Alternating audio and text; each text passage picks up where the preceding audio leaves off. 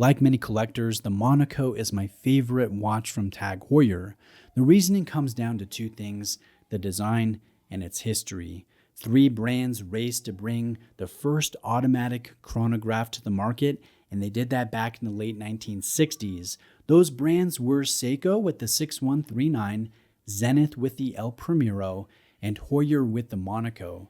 Now, these three watches debuted in the year 1969, and each one has its own strengths and style, but I think the Monaco is the most distinctive when it comes to the design. I find it instantly recognizable with this square form, the crown on the left side, and then this barrel-shaped sapphire crystal. Thank you to Exquisite Timepieces for lending in this Monaco, this French racing blue in titanium for a review. I've long worked with Exquisite in featuring mechanical watches at all prices. They are an excellent family-owned AD. They carry over 60 brands, and this one comes from their large pre-owned inventory. So if you have a specific model that you are looking for, or maybe one that you just want to trade in on a new piece, reach out to Exquisite, ask for Joe. I'll leave links below.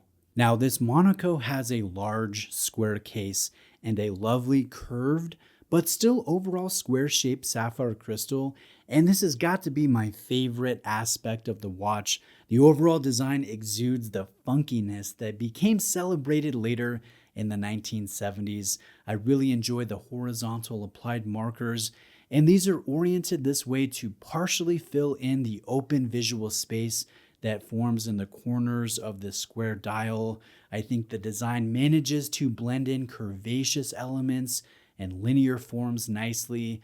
These horizontal markers are not going to be found on all modern Monacos. I also enjoy the placement of the function pushers on the right side of the case and then the crown on the left side of this square case. And this originally was an advertising move on Heuer's part. They placed the crown on the left side to de-emphasize the need to wind the movement. They are, in a sense, subtly saying, you don't need to wind this watch, you just need to wear it. And they had to do that because, again, at the time, the public that they were selling to was used to winding chronographs daily. And again, this is, the first or one of the first automatic winding chronographs on the market. Not all modern Monaco models have this crown orientation. So to me, it's one that I like, especially if you're looking for a Monaco and you appreciate the history of the design. The Monaco will get its name from the town in France where the Monaco Grand Prix is held. It's a racing-inspired chronograph, and this was further enforced with this being selected by the King of Cool, Steve McQueen, for his 1971 film Le Mans. I think that this is one of cinema's most recognized watches.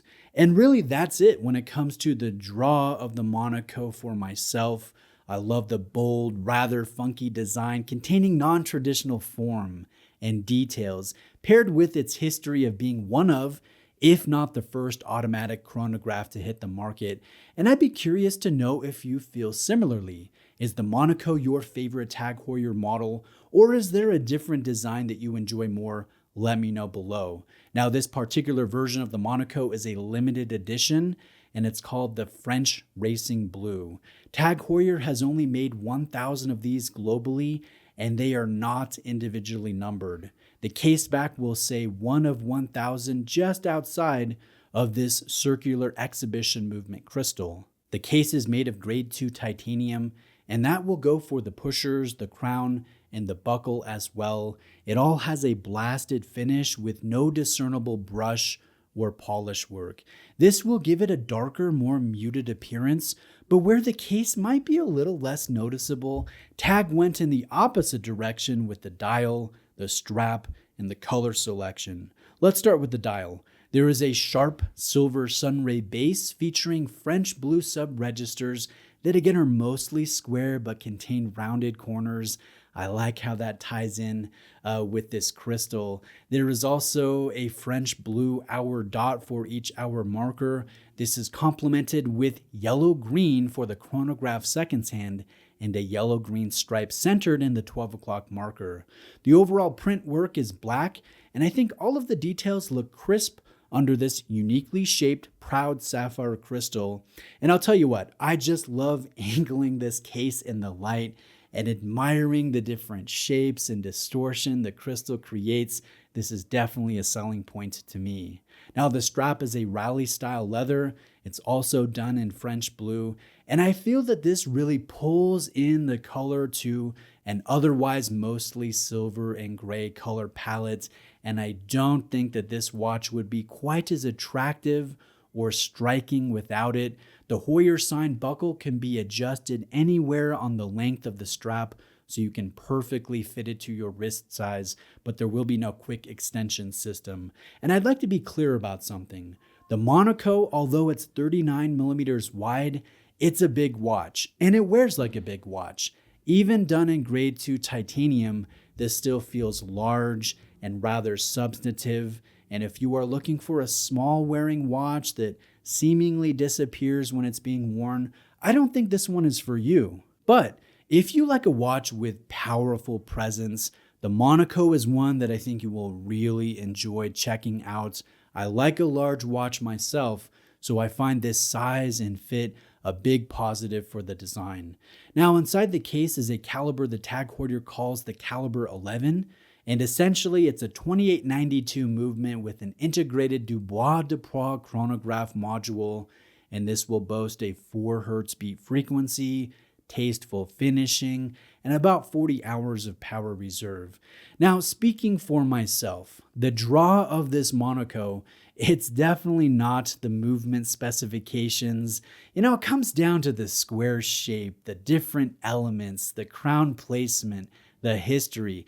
It's a super cool piece, and I'm not buying this because I'm looking for movement specifications, which I have done in the past. I know sometimes it's fun to find a watch that has a crazy good movement for the price, and I would say looking at this Tag Heuer Monaco, you just don't see that here. These specs are pretty pedestrian when it comes to this caliber 11, and the argument could be made that they are subpar for the retail price. Now, the watch will retail for $9,200, and it can only be found at select authorized dealers. It is currently sold out on Tag Heuer's website, and since they only made 1,000, once this is gone, it's going to be gone. This exact example, again, comes from the pre-owned inventory at exquisite timepieces. It's priced under retail, it's in fantastic condition, and if you're interested, I've linked the information below. If you enjoyed this look at Tag Heuer's Monaco French Blue, please subscribe to my channel. I post detailed reviews, videos of all kinds of traditional luxury watches, and I do it every few days. Thanks.